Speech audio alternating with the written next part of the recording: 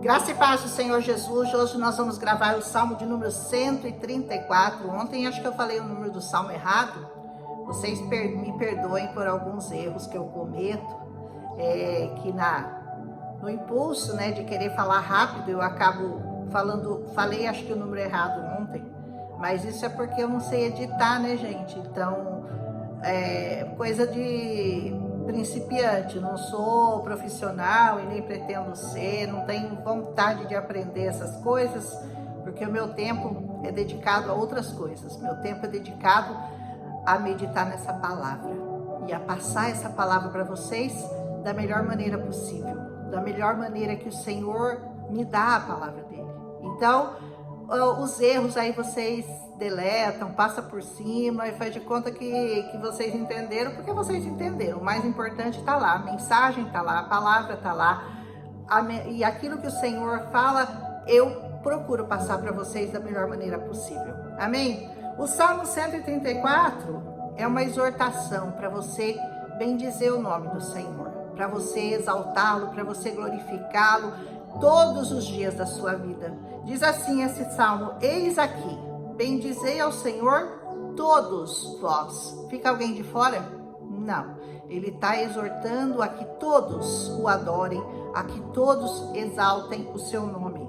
Servos do Senhor, que assistis na casa do Senhor todas as noites. Aí eu fiquei pensando, servos do Senhor que assistis na casa do Senhor todas as noites. Tem gente que fala que a gente é exagerado, porque vocês vão à igreja 4 vezes por semana. Olha o padrão bíblico de antigamente, o padrão de Davi. Assistir à casa do Senhor significa frequentar. Ir lá para ouvir, para meditar, para dar louvores, para render graças ao nome do Senhor. Então você acha muito, né? Você ir para a igreja, vocês são muito exagerados, 2 vezes por semana, 3 vezes por semana, 4 vezes por semana. Eu tô achando que eu vou é pouco, porque aqui o padrão é todas as noites. Quando que você pode não ir à casa do Senhor para bendizer o nome dele? Nunca. Todos os dias, essa palavra nos recomenda que nós possamos ir e estar na presença do Senhor todas as noites. Esse é o conselho desse salmo, é só você ler. Se você não vai à casa do Senhor nunca, nem uma vez por semana, nem uma vez por mês, nem uma vez por ano, você não pode nem ler esse salmo e nem dizer que esse salmo aqui é para você, porque você não é servo do Senhor. Você não assiste, você não frequenta, você não trabalha, você não faz nada pela obra do Senhor nessa terra. Então, não espere muitos favores do Senhor. Não espere. Por quê? Porque o Senhor, ele assiste aqueles que o assistem. Ele dá assistência àqueles que se interessam, àqueles que buscam, àqueles que procuram, àqueles que desejam estar na presença do Senhor. Muita gente não quer estar na presença do Senhor, muita gente não quer servir ao Senhor, muita gente quer ser servido pelo Senhor, como se ele fosse o Senhor e o Senhor fosse o servo dele. Só que não funciona assim e nós já estamos muito cansados de saber que essa história tem um fator, uma via é uma estrada que tem 2 vias, né? Você é servido pelo Senhor quando você serve ao Senhor, quando você busca ao Senhor de todo o seu coração, quando você deseja estar na presença do Senhor, quando você se move, quando você sai da sua área de conforto, da sua casa, e você vai buscar um lugar para estar em união. Como falo no salmo anterior, né? Que bom e agradável é que os irmãos vivam em união. Você não quer isso, não, não me incomoda, não. Eu não quero sair da minha casa, não. Eu não quero servir ao Senhor. Então, você também não pode querer que o Senhor te sirva, porque tem uma via de mão dupla. Nesse relacionamento, é um relacionamento. Esse relacionamento significa que um completa o outro, um serve ao outro, um vai ser parceiro do outro. E você não quer parceria com o Senhor, você quer sossego. Eu quero sossego. Tudo bem, viva o seu sossego. Mas quando a coisa apertar, e vai apertar, pode ter certeza que você nessa vida vai precisar do Senhor. Aí você vai achar que Ele está muito longe de você, porque o Senhor está muito perto daqueles que se aproximam dEle todos os dias. Então esse salmo traz um alerta para você, servir ao Senhor na casa dEle todos os dias. Então para de reclamar e para de achar que quem serve ao Senhor 2, 3, 4 vezes por semana está fazendo muito, é exagero. Não é exagero não, é pouco. É pouco. O Senhor merece muito mais. O Senhor nos deu muito mais do tempo. Ele deu o seu filho. Ele deu a vida do seu filho. Eu duvido que você daria a vida do seu para morrer por alguém que não merece, para morrer por um assassino, um pecador, um pedófilo, um estuprador. Você não daria seu filho. E o Senhor deu por amor a cada um de nós, pelo desejo que o Senhor tem de nos livrar do inferno e da morte eterna. Mas você não quer servir ao Senhor. Pois é, então essa é uma escolha muito dura que você fez. É uma escolha muito errada, no mínimo, ela é errada. Porque servir ao Senhor é uma obrigação de todos nós, de todos. Não exclui ninguém da obrigação de servir ao Senhor em algum lugar, em alguma igreja, em alguma comunidade. Se você está fora do corpo de Cristo, você está à mercê do inimigo das nossas almas. Amém? E ele continua dizendo assim: levantai as vossas mãos no santuário e bendizei ao Senhor. Ó, rendição, renda-se ao Senhor. Levante as suas mãos ao Senhor. E quando você for a uma igreja que levanta as mãos e que louva ao Senhor com todo o seu fôlego, com todo o seu coração, com toda a sua alma, com toda a sua voz, não se escandalize.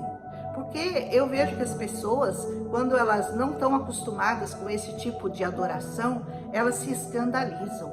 Uma vez uma pessoa me convidou para ir a uma igreja dela, e a igreja dela não louvava o Senhor assim, né? E ela falou assim para mim: mas não queira fazer graça de levantar as mãos, porque lá na nossa igreja nós não fazemos isso. E aí eu fiquei pensando, né? Levantar as mãos é fazer graça? É querer aparecer? Porque isso para mim é automático. Começa um louvor, eu levanto minhas mãos. Levantar as mãos é sinal de rendição, é sinal de obediência, é sinal de que você se entrega ao Senhor. Porque quando o bandido vai te assaltar, ele fala mãos ao alto e você se rende.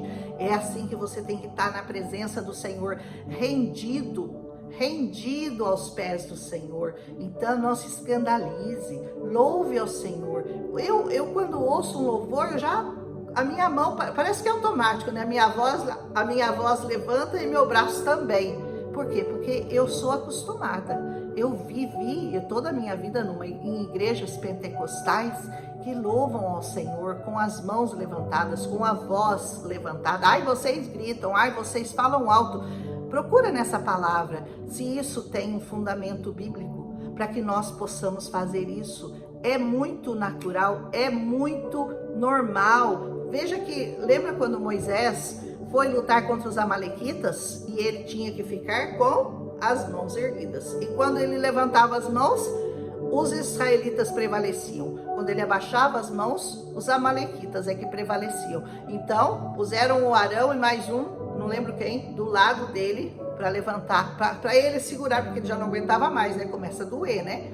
Aí levantavam as mãos dele para que os israelitas pudessem prevalecer. Então você quer prevalecer contra o seu inimigo? Você quer prevalecer na dor, na tristeza, na angústia?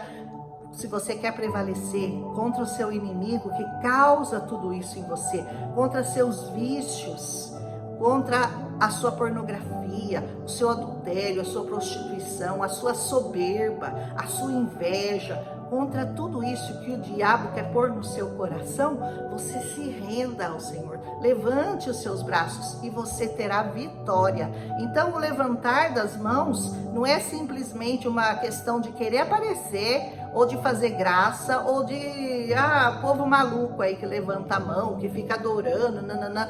Não, isso daí é uma questão bíblica, é uma questão que o Senhor nos pediu.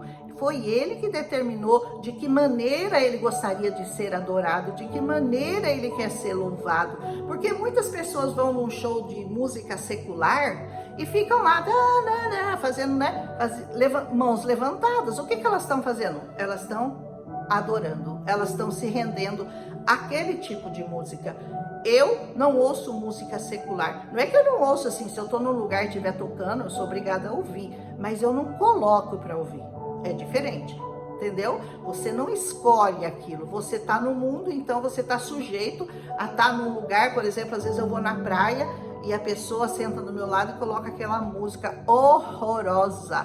Mas umas letras horrorosas, eu começo a orar, falo, Senhor, o que nós vamos fazer com isso daqui? Nós vamos ter que sair daqui, Senhor. E de repente aí a pessoa até abaixa.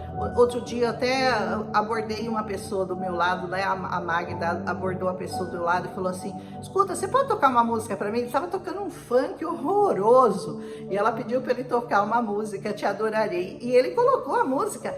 Daí ela falou, será que o pessoal daí em volta não vai ficar bravo? Ela é muito engraçada. Será que o pessoal não vai... Ele falou, não tô nem aí com o pessoal, vou pôr. E depois ele colocou mais uma música evangélica. E depois que ele tocou a segunda música evangélica, ele continuou a ouvir o funk dele lá, mas aí ele colocou mais baixo. Você vê como você consegue fazer com que as pessoas respeitem a sua fé e você não é obrigado a engolir, né? Porque aquilo lá vai entrando no seu coração. Você não é obrigado a engolir aquele lixo só porque a pessoa quer ouvir aquilo. Como ela também não é obrigada a louvar o Senhor se ela não quer, se ela não deseja. Mas todos aqueles que assistem à casa do Senhor, todos aqueles que frequentam a casa do Senhor, tem que ter esse desejo no seu coração de louvar o Senhor com intensidade, de louvar o Senhor e prevalecer contra os seus inimigos. Quer prevalecer contra o Senhor? Contra os inimigos do Senhor? Contra o Senhor não, desculpa.